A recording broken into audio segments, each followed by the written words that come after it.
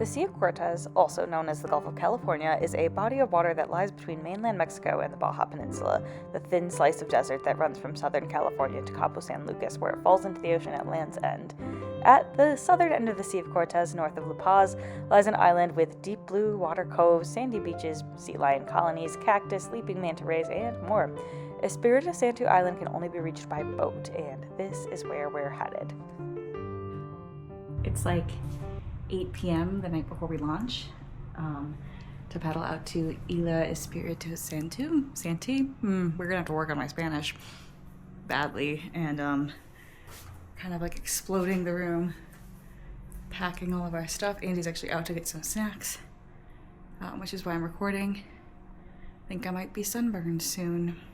The next morning we took a panga, or support skiff, out to the island, leaving the Baja Peninsula proper behind. The Baja Peninsula, once attached to mainland Mexico and part of the North American tectonic plate, 12 to 15 million years ago split away at a divergent plate boundary on the East Pacific Rise. Now, the Baja Peninsula is on the Pacific plate and moving away from mainland Mexico at a geologic pace. In the newly formed valley between mainland Mexico and Baja lies the Sea of Cortez. Protected from the large swells of the Pacific and bordered by desert, the Sea of Cortez is home to nearly 40% of the Earth's marine mammal life. There are 700 endemic fish and 5 of the 7 species of sea turtles. A lot of marine critters call this sea home, and it is sometimes referred to as the world's aquarium. We're out on the water. It's really hot. It's really sunny. And here's the group. Here's me. Paddling here, it does feel like the world's aquarium. There's life flickering absolutely everywhere. There's manta rays breaching the distance, cow-nosed rays kind of flickering beneath your boat. There's silvery little fish shimmering and darting beneath you, and every now and then you catch an unnerving larger shadow on the ocean floor and hope you've mistaken your kayak for something bigger. The way the desert chafes against the ocean creates a really stark contrast. A desert is inhospitable, home to only the hardiest life. Meanwhile, the Sea of Cortez is a veritable cornucopia of life. In the evening, we watched this little porcupine fish feed, had some delicious fish dinner, and then caught the slow sunset over the little cove and looking out towards mainland Baja, or Baja Peninsula. Mainland Baja? I'm not sure. Good morning. I think I might be the first one up. It's pretty hazy today. Okay, this is actually really cool. So the tide is high and becoming higher, and there's this little estuary that overflows here. Right now it's back draining, but earlier it was filling, and last night it was full. But it becomes this little creek that floods a salt marsh full of mangroves. Here's camp. Our guides are doing coffee at the ripe hour of 6 a.m. I'm still on Central Time, so I'm up and trying to be unobtrusive, but I did wake Andy up on accident, which he was not happy about, but that is understandable. Oh yeah, see, now it's in flooding again. Check it out. This is the tide rising. Literally, that's the tide rising. This is the bathroom situation. I'm burning some toilet paper. There's a poop and a pee bucket and a view. It is the morning of day 2 of our sea kayaking trip with Sea Kayak Adventures to Isla Espiritu Santo. And I'm going to check out this little incoming tidal salt marsh, I guess. I'm going to just flip you around. You see here the tide is coming in, flooding over to the mangrove. We're camped in a little canyon. You can see the campsites behind me. I'm trying to talk quiet so I'm not I hate filming in front of people. It's really awkward and I feel like an idiot. Check how clear the water is. Really cool. I've got my coffee. Today we're gonna paddle. Actually, I have no idea what the mileage is. But yesterday we saw a humpback on the boat right over, jumping manta rays, dolphins. Snorkeled with sea lions, but I was a little nervous about the snorkeling, which it turns out I didn't need to be. It was super fun, so I didn't bring the camera, but I will the next time I go. There probably won't be sea lions, but that's okay. It'll probably be less packed with people. Anyways, here we are.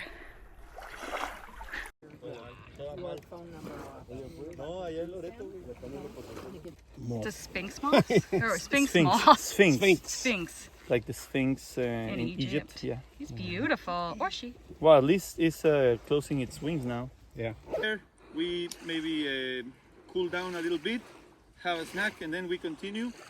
And we're gonna cross from the Partida to the Espiritu Santo Island, continue point to point, and then all the way to Candelero for lunch. So we've just launched. It's probably like 10, but I haven't checked the time. We're leaving Ensenada Grande, which is Big Cove, and we're kayaking. There's like some leaping mantas in the distance, so maybe we'll get to see that. Yeah. A couple of rays have gone beneath us.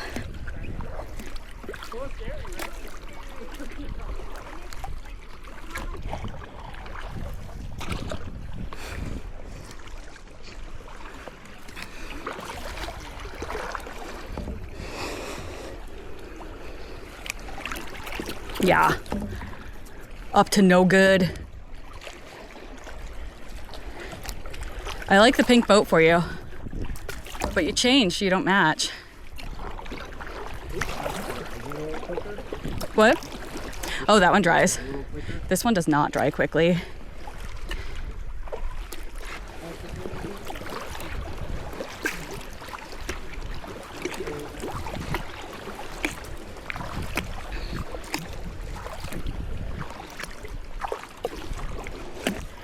So we're looking across the Sea of Cortez. I guess I didn't realize that Baja is like a mountain range sticking out of the sea. It's pretty cool, a desert mountain range. All of this rock is like related to volcanoes, but it looks very like conglomerate sandstone-y to me. All these like honeycombed features. I'll have to ask the guide later for like a better geology lesson. Up here earlier, rays were jumping, so maybe we'll see some of that. I encountered the absolutely classic conundrum on this trip of every time I put my camera away because nothing had been happening, a manta ray would jump, or a sea turtle would swim underneath me, or there'd be like some huge needlefish beneath me. I'm hoping maybe I caught some, but you might see it before me. Woohoo! A little bit of bump. Very little bit of bump.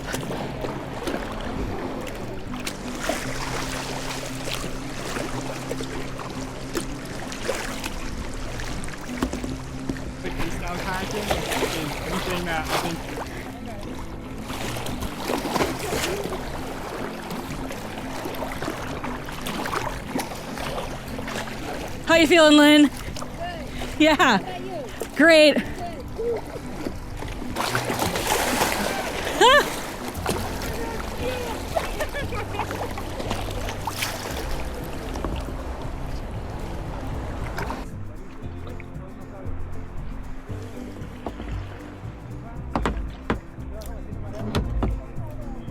We're about to stop for a go paddle in with me.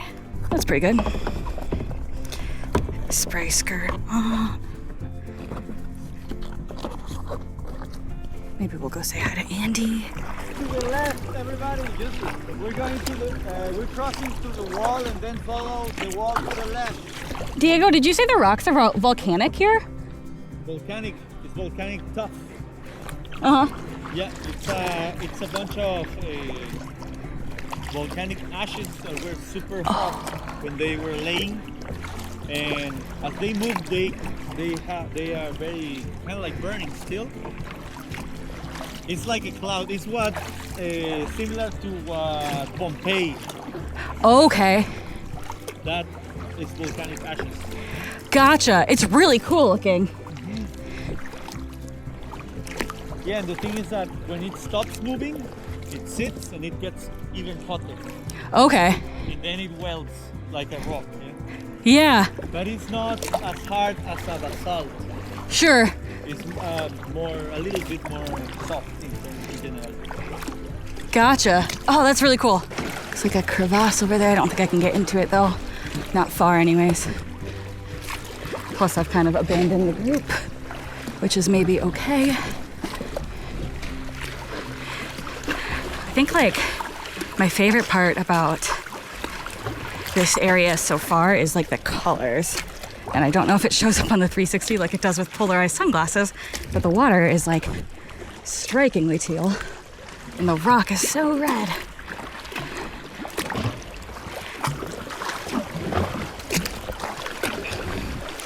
Wonder if the tide is ebbing because I'm feeling like just a touch of resistance. It must be because we were going tide ebb south here and we wanted to be on the water at this time specifically to catch the tide, so it's probably not in my head.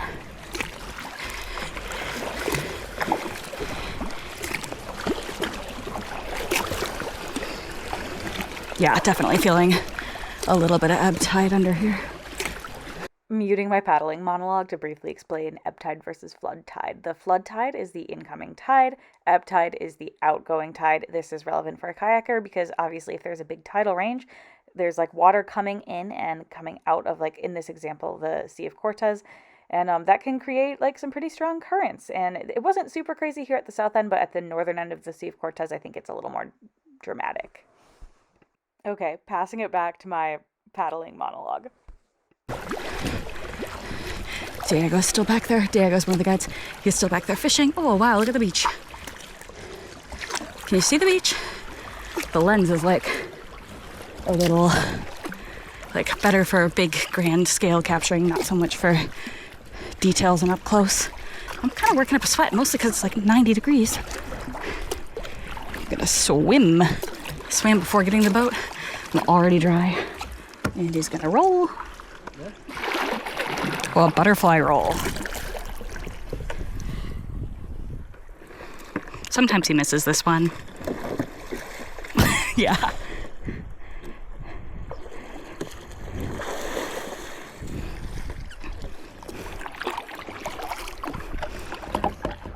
There's no float to the paddle. Uh-huh. Let's see it. Oh, with the cross hand? Yeah, we call it the butterfly roll, where you like, nope.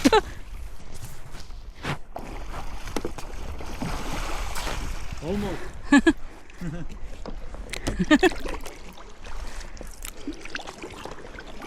These waters are nice to practice that, right? Yeah. The salinity gives you like a little extra buoyancy too, and it's nice that it's not freezing. Paddling out of this cove specifically was one of my favorite parts of the trip because of how dramatically the watercolor changed as you exit the cove, which you'll be able to see shortly. In the meantime, let's talk sea kayaking. Everyone pictured here is in a sea kayak, tandem or solo, wearing a spray skirt and PFD or life jacket.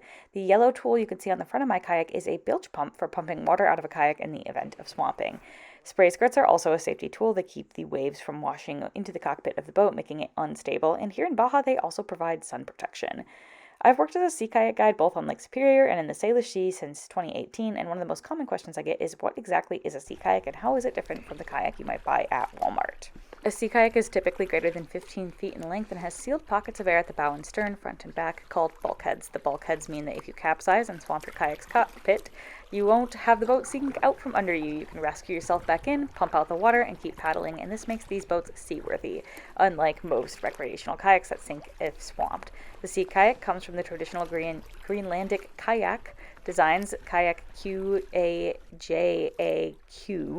and these were skin-on frame boats designed for seal hunters. In lieu of a spray skirt, they were sewn into the boats for maximum water tightness and were expert rollers because their lives literally depended on it. Osprey up there. Check him out. Heck yeah. Every time I turn off the 360, something cool happens. I can't decide whether to turn it off and like embrace the moment or run with it. Leave it on. Slip stroke.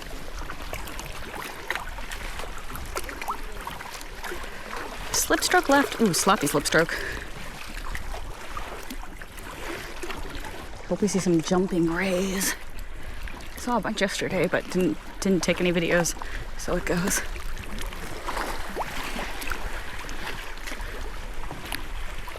Can confirm the tide is ebbing. This paddle out was effortless.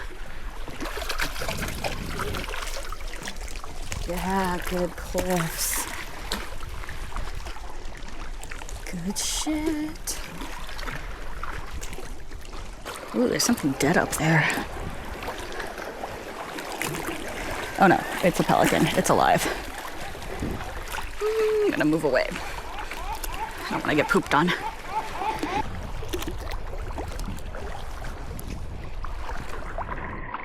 Well, that's a hell of a nest up there with a great blue heron in it. Can you see that? Probably not. It's like probably right as from your point of view where the tip of my left paddle is crossing less than halfway up the cliff before the honeycombing stops. Big like clump of twigs with a heron poking its head out occasionally.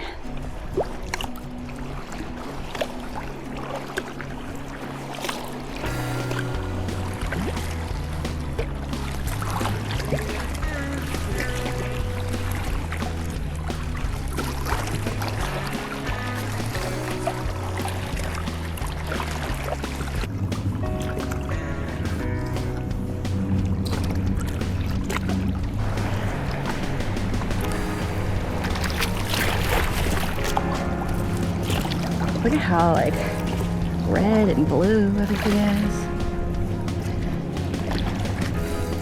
Oh, I don't know if you'll be able to see it like on the camera, but every now and then I like catch a glimpse of a fish. We've also passed 2 blue-footed boobies, one of which I saw. I did not see the blue feet, but I did see the boob. Boob being like the whole bird. Maybe the joke wasn't that funny. Oh man, this is crazy because so it's a supported trip. The tents had been, like somebody went ahead with a boat and set up tents for us. At first I thought I would find it like a little like, not condescending, but like, well, I don't need a tent set up for me, but it's nice. I take it all back.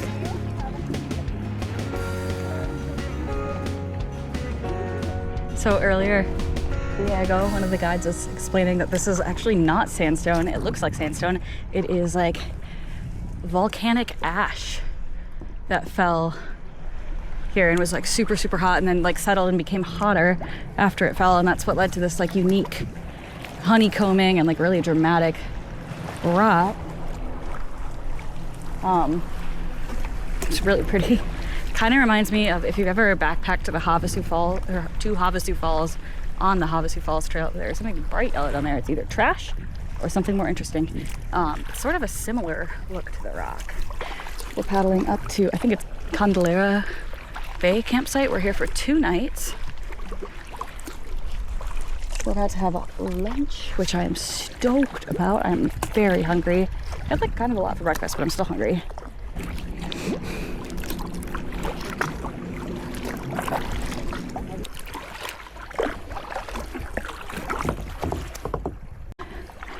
There's Aunt Andy. There's the panga.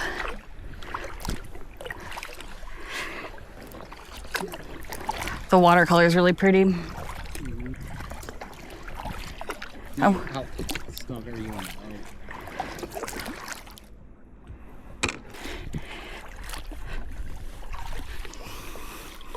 Definitely the favorite ones.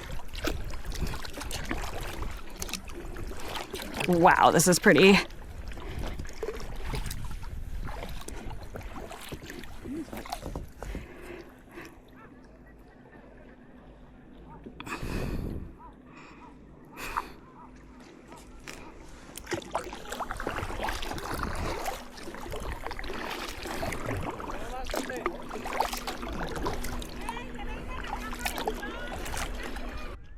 So after, I don't know, 2-3 hours of paddling, we pulled up to camp, which was pre-set up for us, had lunch, had like a nice reading session on the beach, and then the sun started going down, had dinner.